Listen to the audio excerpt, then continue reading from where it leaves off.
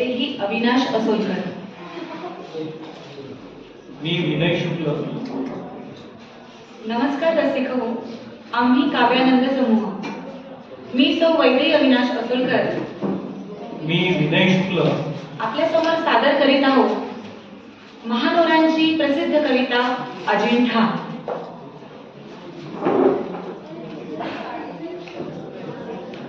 डोळ्यास ढसले पहाड इथले ह्या गोंधल्या चांदण्या, कोण्या रंग विलोर गौर सुरतीच्या ओल्या इथे पाकळ्या.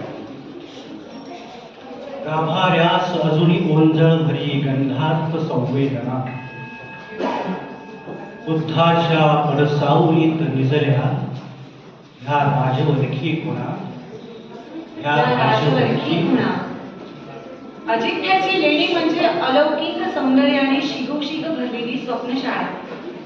विश्वाला शांतीचा आणि करुणेचा संदेश देणाऱ्या आणि संसाराच्या पैलघडीला गेलेल्या बुद्धाचे स्तवन आणि पूजन करण्यासाठी ही लेणी कोरण्यात आली. या अजिंठ्याच्या ज्या कलाकृती आहेत त्या शिल्पकलेचा आणि चित्रकलेचा अद्भुत आविष्कारच म्हणता येईल.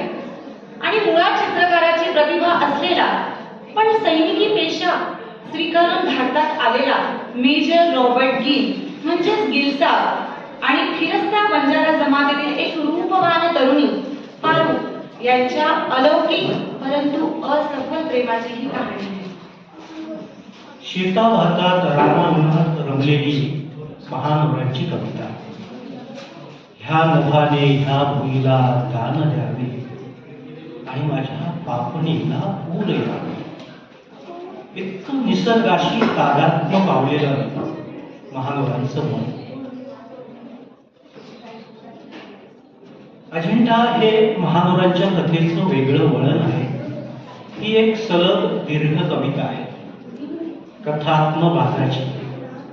अजिंठ्यातील भव्य शिल्पांच्या साक्षीने घडलेल्या मेजर गिल आणि पारूच्या प्रेमकथेचा हा काव्यात्मक आविष्कार.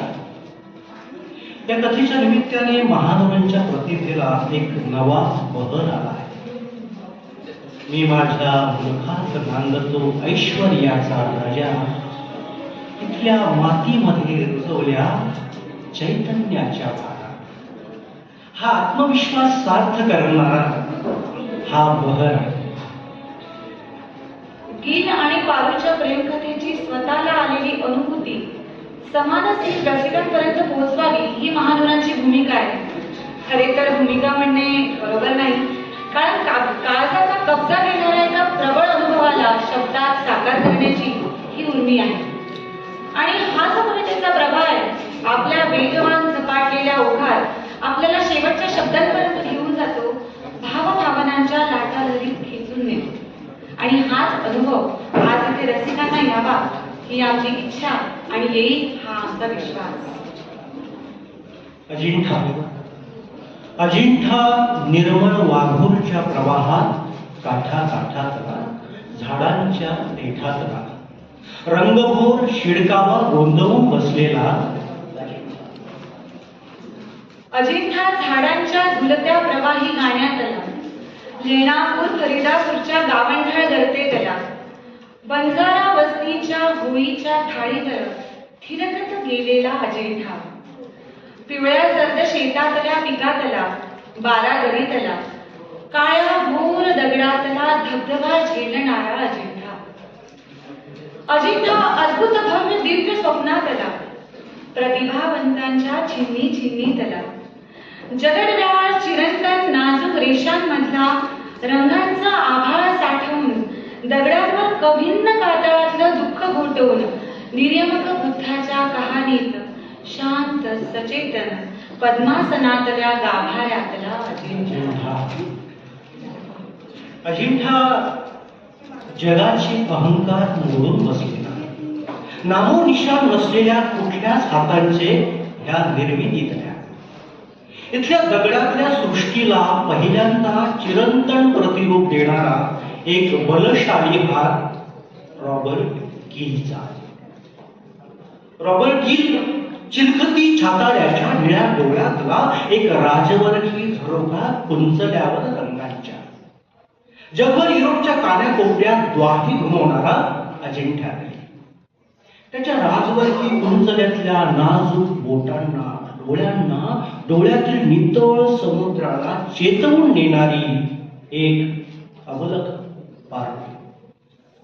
अजिंठा पारूच्या पिवळ्या शुभ्र फुलांच्या भारानं निस्सीम बहरलेला, कुठे विस्कटलेला.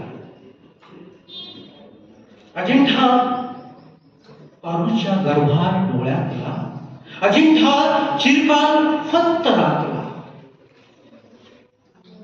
पक्ष्यांचे दूरवर उडून जाणारे थवे पठार, झिरकत जुळणारं काळ्या पाण्यातलं पांढरं शुभ्र पाणी, पाण्याच्या वर्णांचा पांढरा शुभ्र प्रवाह, दूरचा बारादरीतला घुमणारा आवाज वाघूरच्या धबधब्यात, पुढच्या नदीतली निस्सीम शांतता प्रतिबिंबित झालेली अजिंठ्यात त्याच्या अथांग डोळ्याच्या पापण्या, दूरच्या दरीतला घुमटणारा आवाज मोरांच्या स्वरांचा, त्याचा पडसाद उमटत जाणारा अजिंठ्यातून दूरवर दरीतून. गीलच्या डोळ्यासमोर मोरणी निळ्या जांभळ्या रंगांची, पिसाऱ्यातली थुई पावलांची, झुलत्या झाडांच्या रांगा, वरती भरगच्च भरलेला आभाळ. हत्तीवरून उतरताना वाघूरच्या पाण्यात गीलचे पाय आपोआप नाचू लागतात.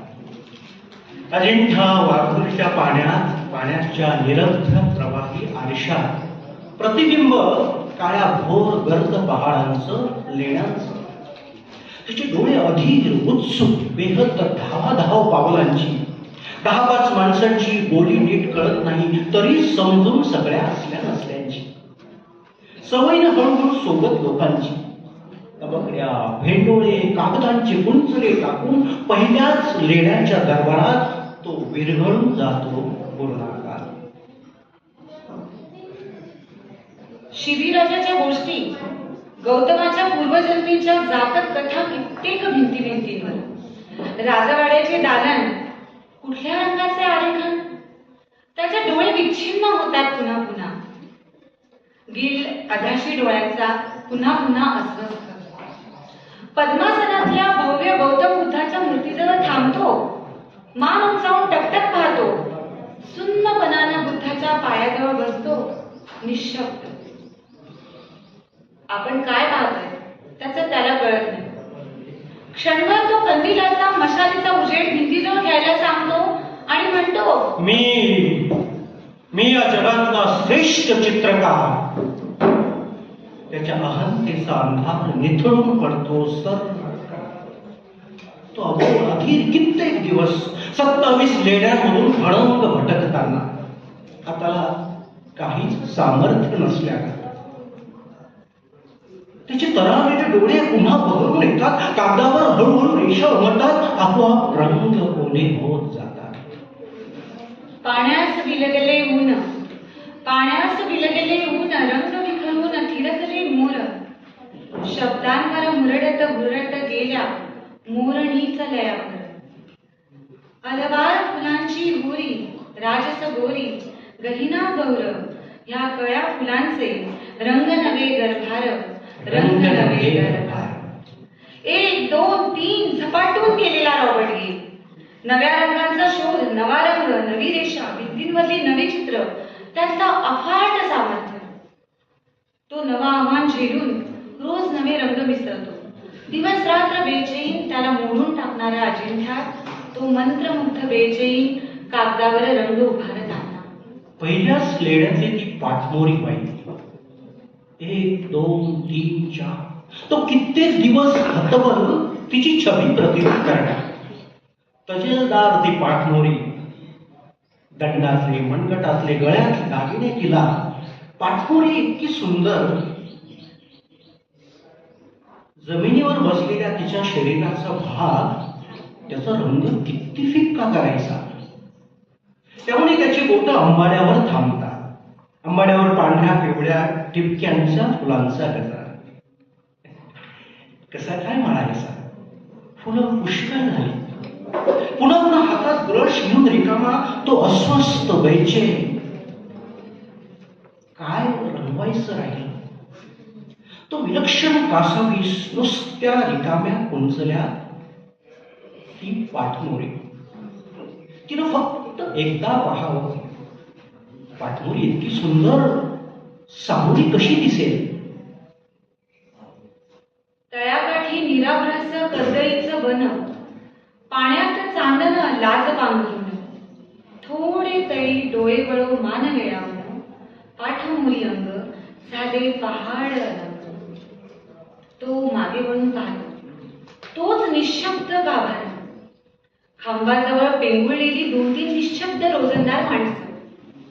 शिडीवरला एकटा कंदील, मंद प्रकाशातला गौतम बुद्ध पापण्या मिटलेला. भिंतींचे रंग रेषा, गाभाऱ्यावर फुलांची दरवळ. कुठून उमलते काही कळत नाही. पाठमोरीच्या आंबाड्यातल्या गजराकडे पाहतो आणि त्याचा त्यालाच हसतो. त्याच्या श्वासांना पुन्हा भास, सुगंधी दरवळ गाभाऱ्यावर. शिडीवरून खाली उतरताना पिवळी पिवळी पांढरी फुलं उंजळतात. फुलं कोण आणत असणार. भिंतीवर पुन्हा ती पाठमोरी बाई. राजा राणीचं शृंगारातलं चित्र, राजमहालातलं चित्र. पिवळ्या शुभ्र फुलांच्या दरवळीनं तो आणखी बहरतो. पलीकडच्या सुंदर शिल्पांच्या खांबात थोडी किणकिण बांगड्यांसारखी एक निसटती सावली पोरसवला. गील तिला बोलावतो. बोली नीट कळत नाही म्हणून वैतागतो. ती लपछप पळणारी, गाभाऱ्याबाहेर भित्री बावरलेली, झाडांच्या आडोशाला गुडघ्याभर घागऱ्यातली, चोळीच्या गाठीतली साधी निळ्या भिरभिर डोळ्यांची, 15-20 वर्षांची असेल, अंबाडा बांधलेली झाडाआड पाठमोरी.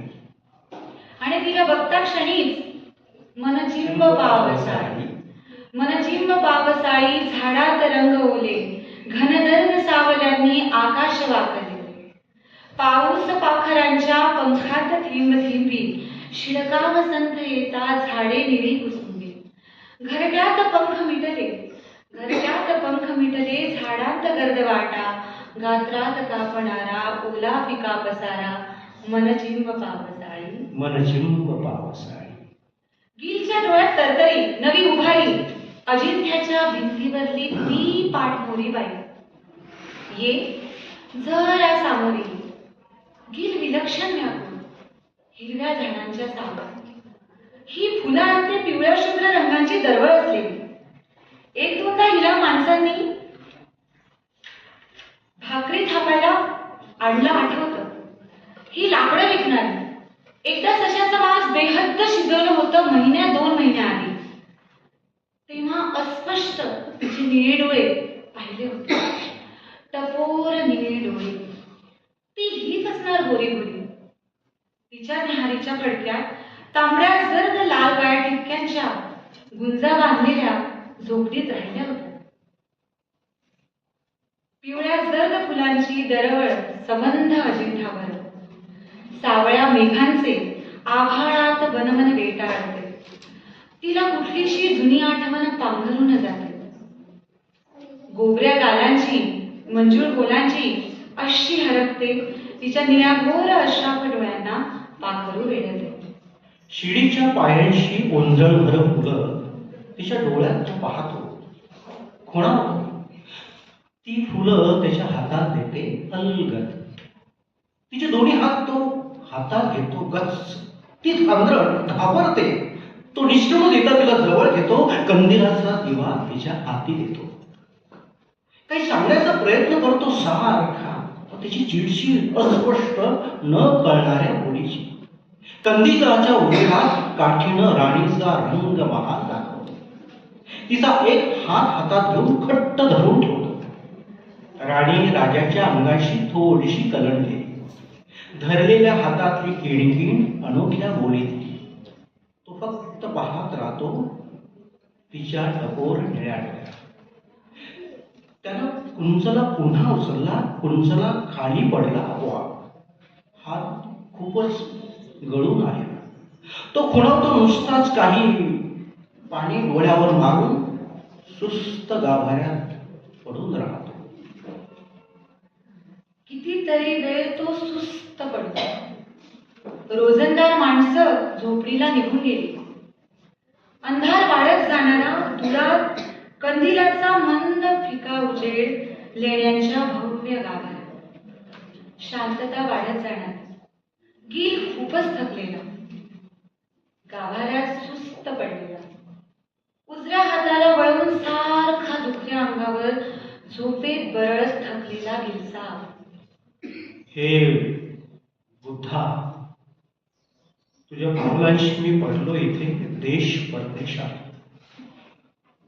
तू दुःख वेचणारा महात्मा, तुझ्या या दगडांच्या लागीत मला सुखी ठेव. तो बरळत राहतो, मुलांनी बोटांनी पुन्हा सुखावतो, पापण्या उघडतो, तिचा हात आणखी खट्ट धरतो. ती बाजूला सरकू पाहते, तो बोलत राहतो तिच्याशी काही बाई. तू कुठली ग बाई? इवल्याशाहीतल्या लेणापूरची? परदेशी? आदिवासी? कोण ग बाई? अडाणी सुजाण सगळं समजणार. तू रोजंदार कशाला घेऊन येतेस पुन्हा माझ्यासाठी? कशाला शिजवून घालतेस चांगलं मांस, चांगलं अन्न? माझा देश कुठला? माझं गाव कुठला? माझी कातडी कुठली? साता समुद्रापलीकडला मी कुठल्या कुठे आलो? का आलो? नीट कळलं नाही कोणी. पानं कानात सांगतात, पानं पांगतात. पानं कानात सांगतात, पानं पांगतात. चाहूल लागताच पानं शर्मिंदी होतात, आपसात डोळे झाक करतात. पानं कानात सांगतात. गिरीच्या डोळ्यांना अधिक ताकद येते जग जिंकण्याची. तो पारूच्या डोळ्यात पाहतो डोळे टाकून. लेण्यांच्या समोरच्या टेकडीवर बांधल्या त्याच्या झोपडीत राहिलेले रंग गिरवतो. पारूच्या सहवास त्याच्या आयुष्यात एक अनोखी दरवळ त्याला चेतवीत नेणारी, त्याला बहरून टाकणारी. त्यानं केस विंचरले तिचे. लांब सडक पाठीवरून गोऱ्यापान अंगावर तिचा केशसंभार मोकळा.